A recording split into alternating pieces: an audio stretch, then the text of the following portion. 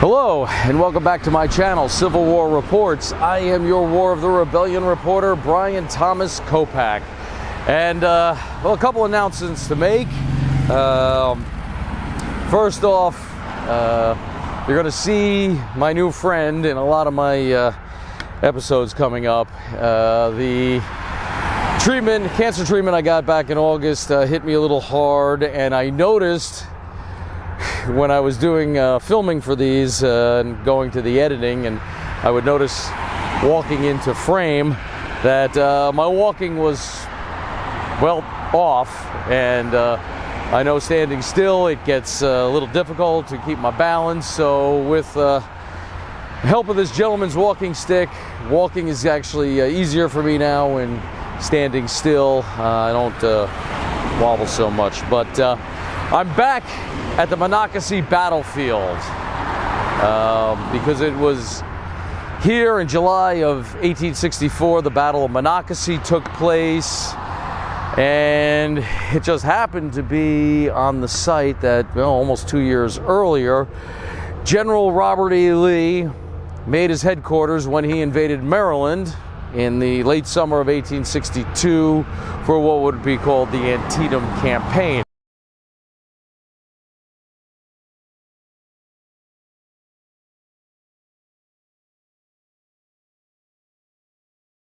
And I was here a year ago, episode 28. I looked at the Lost Order, Special Order 191. And Lee issued actually 2 decrees from this area. From the woods behind me was, from what I'm told, a little bigger in 1862. And it was there that Lee issued 2 famous decrees. Special Order 191, the more famous of the 2, and the Proclamation to the people of Maryland, and that's what we're going to look at today. There's no doubt about it, Special Order 191 is the more famous of the 2. Rarely in military history does a commanding general's orders end up in the hands of the opposing commanding general. Go back to episode 28, I can tell you when the Lost Order was found by some Union troops, it very quickly made its way up the chain of command into the hands of the Union overall commander, George McClellan. And as I just mentioned, rarely in military history does that ever happen. And McClellan did say, after getting the orders and having them authenticated, that, yeah, the person who wrote that is on Lee's staff. McClellan said, and I'm paraphrasing, but to the effect of, I now have the instrument I need to defeat General Lee, and if I can't do so, I will willingly go home. And we can argue from now until the cows come home whether or not the Battle of Antietam handed Robert E. Lee a defeat, or was it more of a tactical draw, or that's for a whole nother discussion. So today what I'm going to do is I'm going to look at the Proclamation to the people of Maryland. For my main source for today's episode, I am using the book Before Antietam, The Battle for South Mountain by John Michael Priest. In here he has Robert E. Lee's Proclamation to the people of Maryland. I'm going to go to different parts of the battlefield here, the Monocacy Battlefield, and read it to you, and then I will comment at the end regarding this proclamation. So today I'm going to take you to different parts of the Monocacy Battlefield and read to you the proclamation to the people of Maryland. So here's Lee's Proclamation to the people of Maryland. Quote, "It is right that you should know the purpose that brought the army under my command within the limits of your state, so far as that purpose concerns yourselves. The people of the Confederate States have long watched with the deepest sympathy the wrongs and outrages that have been inflicted upon the citizens of a commonwealth allied to the states of the South by the strongest social, political, and commercial ties. They have seen with profound indignation their sister state deprived of every right and reduced to the condition of a conquered province.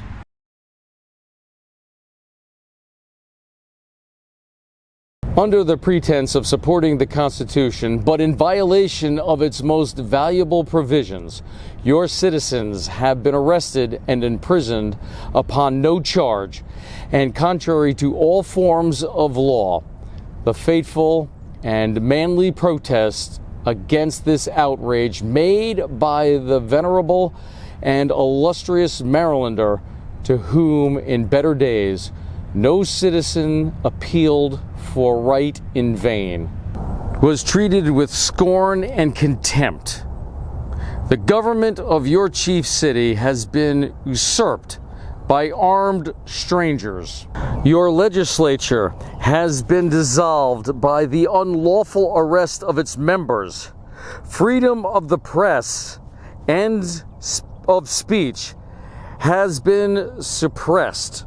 Words have been declared offenses by an arbitrary decree of the federal executive, and citizens ordered to be tried by military commissions for what they dare to speak.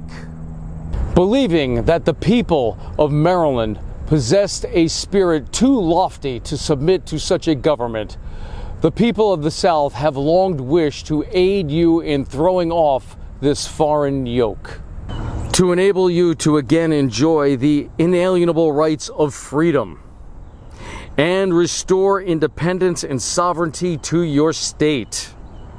In obedience to this wish, our army came among you and is prepared to assist you with the power of its arms in regaining the rights of which you have been despoiled. This, citizens of Maryland, is our mission so far as you are concerned. No constraint upon your free will is intended. No intimidation will be allowed. Within the limits of this army, at least, Marylanders shall once more enjoy their ancient freedom of thought and speech. We know no enemies among you, and will protect all of every opinion. It is for you to decide your destiny, freely and without constraint. This army will respect your choice, whatever it may be. And while the Southern people will rejoice to welcome you to your natural position among them, they will only welcome you when you come of your own free will. Robert E. Lee, General Commanding. Okay, folks, let's take a look at this proclamation here, and let's try to parse it a little bit.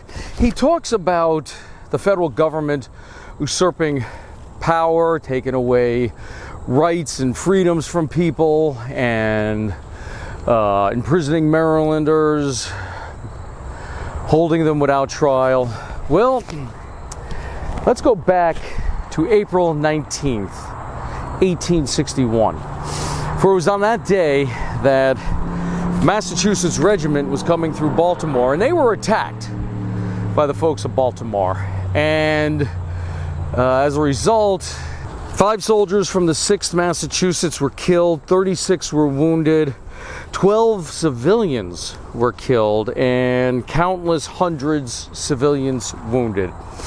So that was April 19th, and it wasn't long thereafter that President Lincoln suspended the writ of habeas corpus on April 27th. So 8 days later, Lincoln suspends the writ of habeas corpus. Well, what is the writ of habeas corpus? Well, it's written into the U.S. Constitution that the writ of habeas corpus shall be enjoyed by every U.S. citizen, but it can be suspended in times of rebellion or open conflict, cases of rebellion or invasion where the public safety may require it. Now, a lot of historians, political scientists I've even heard a few lawyers weigh in saying that Lincoln did not have the right to suspend the writ of habeas corpus like he did. And that probably is very much true. So what is the writ of habeas corpus exactly? Well, it requires a person, when they are arrested, that they be brought in front of a judge, be brought into court, and have the charges against them read.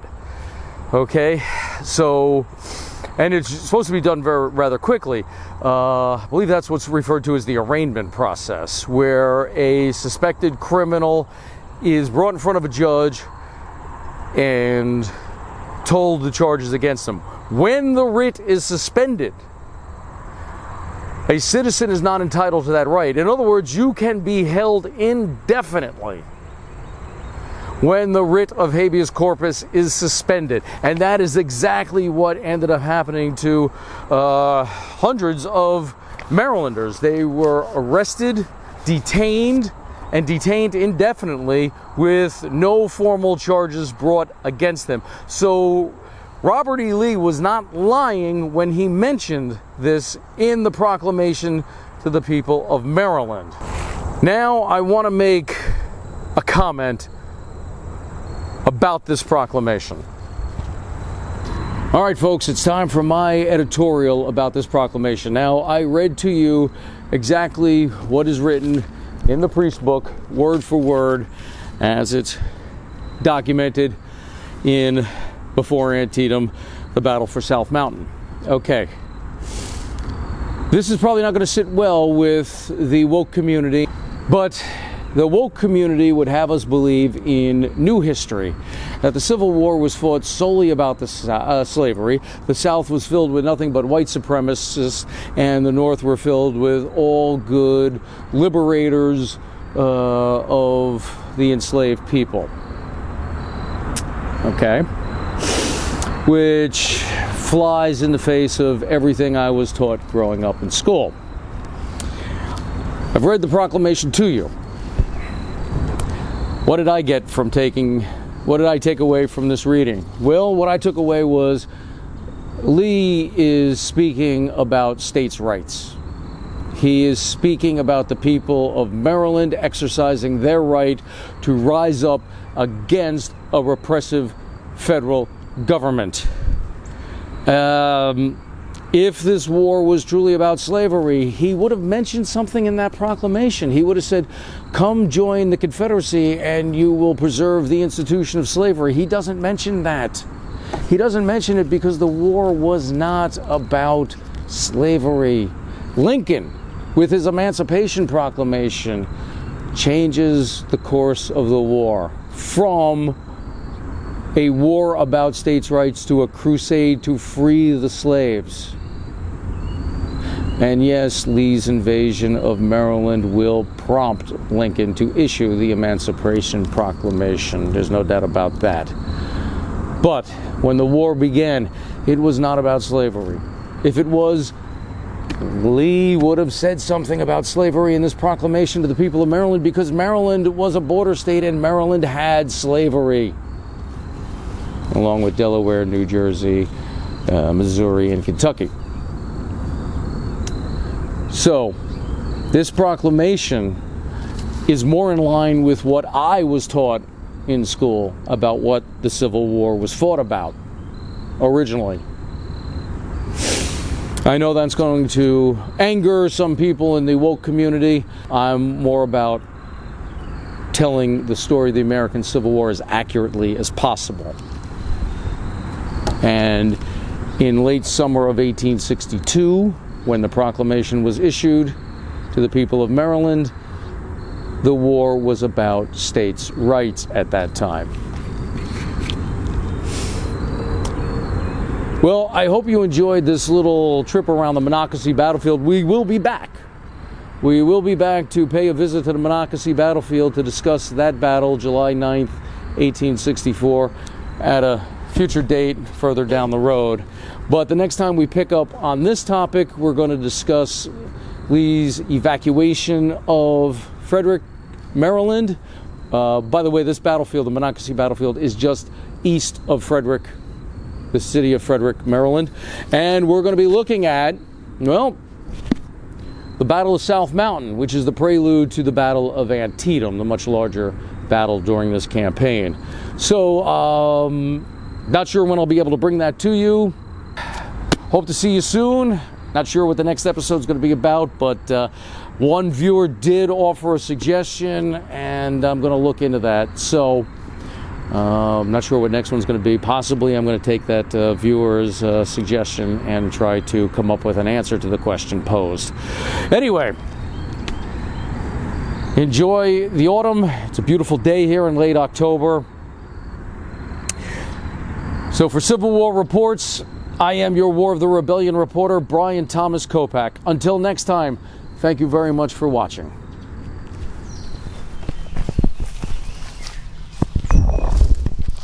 And if you like what you saw today, please hit the subscribe button. Give a thumbs up. Also, notify your friends. Let them know about this channel and ask them to subscribe as well.